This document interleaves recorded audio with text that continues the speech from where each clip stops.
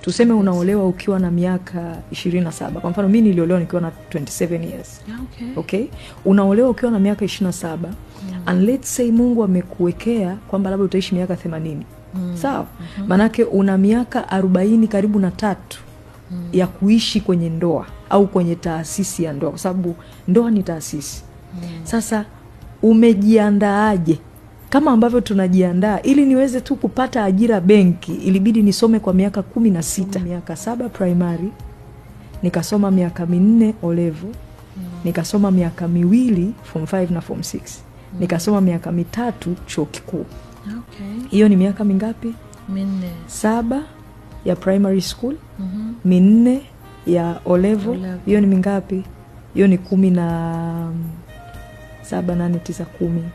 Ni 11. Okay? Alafu jumlisha 2 ya 5 na 6. 11, 12, 13. Jumlisha 3 ya degree ya kwanza 16. Miaka 16. Kwa ilibidi nisome Tanzania ndefu. Ilibidi nisome kwa miaka 16. Okay. Ili niweze kuwa banker. You understand?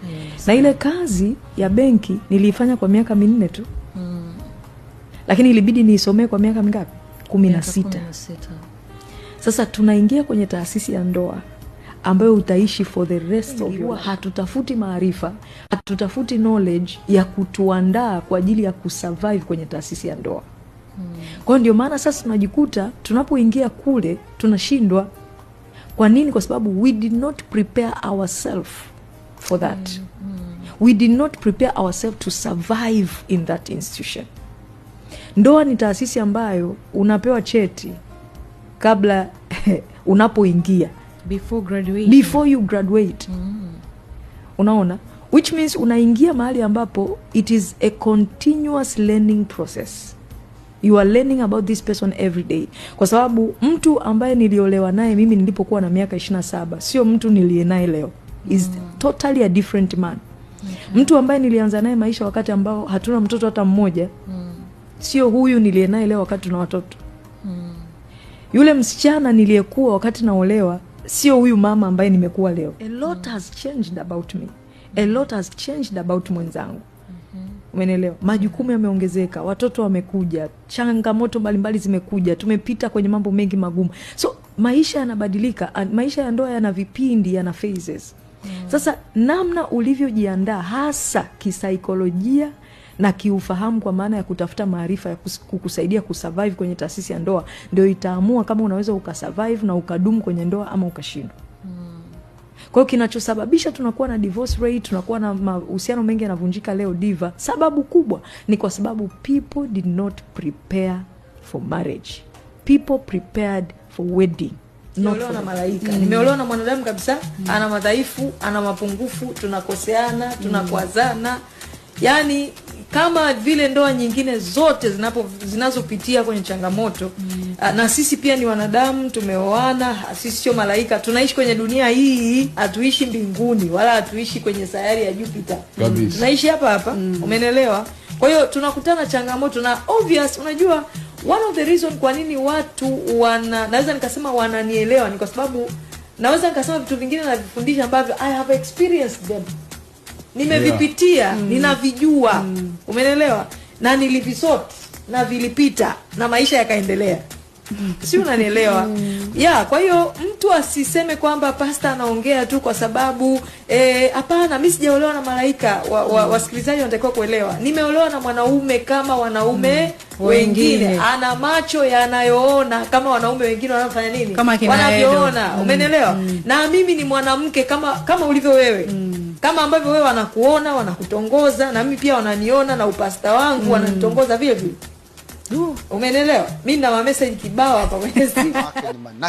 Yes, they gaslight you and then play victim. Anakuzingua afa anawahi kulia. Build a culture of apologizing when you wrong someone. Jenga utamaduni wa kuomba msamaha unapomkosea mtu. It's a culture you can build. Ni narcissism kutarajia mtu kukuelewa au akusamee bila kukiri makosa yako. Ni ubabe, which is not good. Siku hizi kuna wanawake ni narcissists. Yes, they gaslight you and then play victim. Anakuzingua afa anawahi kulia. Haombi msamaha, umiza na anawahi kujidefend. Huo ni ushetani. Usiniangalie vibaya, huo ni ushetani. Yaani kwa sababu unajua, mwanamke akishalia tu ulimwengu wote unamsupport. Hawatachunguza nini kilitokea. Hiyo ni tabia mbaya. Jenga utamaduni wa ku apologize when you're wrong. It's biblical. Mathayo 3:2 saying repent for the kingdom of heaven is at hand. Tubuni, right? Umekosea, omba msamaha. I'm sorry. Najua kwa wanaume pia ni ngumu kusema nisamehe, kusema nimekosea. Mara nyingi wanaume wengi huwa leta zawadi, unapigwa outing moja hivi amazing, just say sorry, alafu outing ifuatie. Yani outing ijazie kuomba msamaha. Kuomba msamaha sio udhaifu, ni ishara ya nguvu. Inaonyesha maturity, kwamba wewe umekomaa, kwamba unakubali unaweza kukosea. Usisukumizie makosa kwa mtu. Hata wewe ndio umenisababisha. Say sorry. Najua kuna utamaduni umekuwa nao ambao haukubaliki kukosea. Hebu anza kuuacha. Itakusaidia huko unakoelekea. Na ni kwa sababu nimekwambia Mithali 22 tumesoma kule 22:6. Mlee mtoto katika njia impasayo, naye hata iacha hata atapokuwa mzee. So kuna vitu umepitia ukiwa mdogo, ukanyanyaswa, ukasimangwa, so vimekutengenezea hali ya defense mechanism. Kwa hiyo kila sehemu unajihami. So hata unapokuwa confronted kwenye kitu kosea, you don't act. Kwa mfano, watu wanasema ambao najua mimi nakoseaga, najua. Okay, unafanya nini ili kuacha kukosea?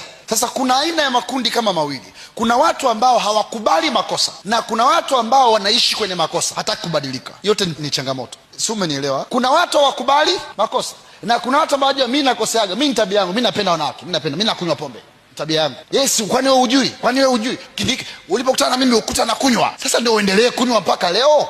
Yote ni tatizo. Nisikize, Mungu anapokuleta kwa watu wengine, maana yake anawatumia wao kukuonyesha kitu ambacho huoni peke yako. Hakuna anayejiona, unahitaji kioo. You can't see your eyes. Can you see your eyes? Geuza basi macho, geuze kama kinyonga, ujiangalie kwa ndani. Can you do that? Other people see you. Maana yake wanapokusema over something, kuna shida mahali, accept it. Mimi najua spendwi, mimi najua naonewa wivu. Wewe nani bwana akuonea wivu kila mtu? For what? For which?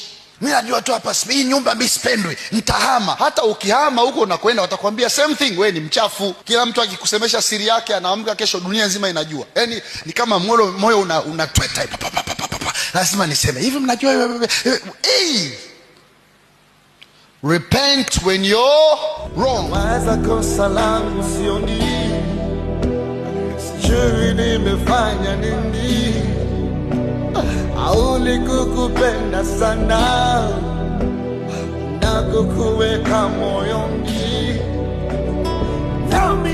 Nalia, moyo unaungua, nashindwa kulala, nabaki najiuliza, mbona umeniumiza, na sijakukosea. Mbona umeniumiza, na sijakukosea.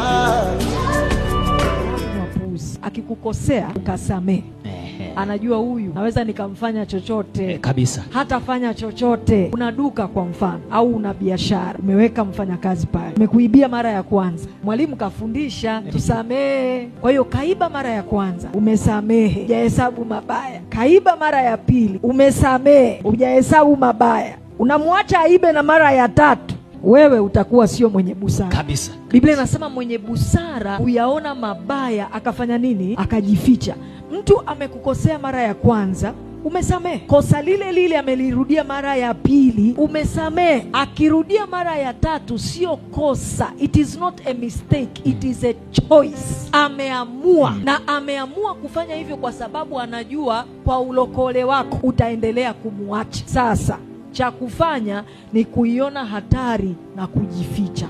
Set boundaries. Tengeneza mfumo wa kujilinda ili huyu mtu asiendelee kukusababishia hasara, asiendelee kukusababishia maumivu. Kusamehe, samehe. Usiweke hasira, lakini lazima ujiwekee mfumo wa kujilinda. Lazima uwe mwenye busara anayejificha akiona mabaya, kwa sababu mtu anaporudia kitu tena na tena na tena, ile sio bahati mbaya, ile ni tabia. That one is a pattern. Hatuwaadhibu watu kwa sababu wamefanya mistake, tunaadhibu patterns. Umeolewa, akuchiti mara ya kwanza, umesamehe, lakini uliposamehe ulipochitiwa mara ya kwanza unasamehe, lakini cheating inakuja with a lot of pain, inaharibu trust, inaweza ikakuletea emotional traumas, inaweza ikakuexpose kwenye matatizo ya kiafya, kwa sababu mtu anapozunguka anaokota vya kuokota, anaweza akakuletea. Cheating sio wanaume peke yao, hata wanawake wanachiti. Amefanya mara ya kwanza, umesamehe. Amefanya mara ya pili, umesamehe. Akiendelea, hiyo sio mistake, hiyo ni choice, ni maamuzi, ni tabia, ni pattern. Huyo mtu ndivyo alivyo. Sasa wewe unatakiwa kuwa mwenye busara, uione hatari ya magonjwa ile pale inakuja. Kwa tabia hizi huyu mtu ataniletea magonjwa, kwa tabia hizi huyu mtu ataleta matatizo kwenye familia. Kwa hiyo unatakiwa kuwa mwenye busara, uyaone mabaya yanayokuja na ujifiche, utafute namna ya kujilinda, utafute namna ya kujiwekea mifumo ya kukuzuia usipatwe na mabaya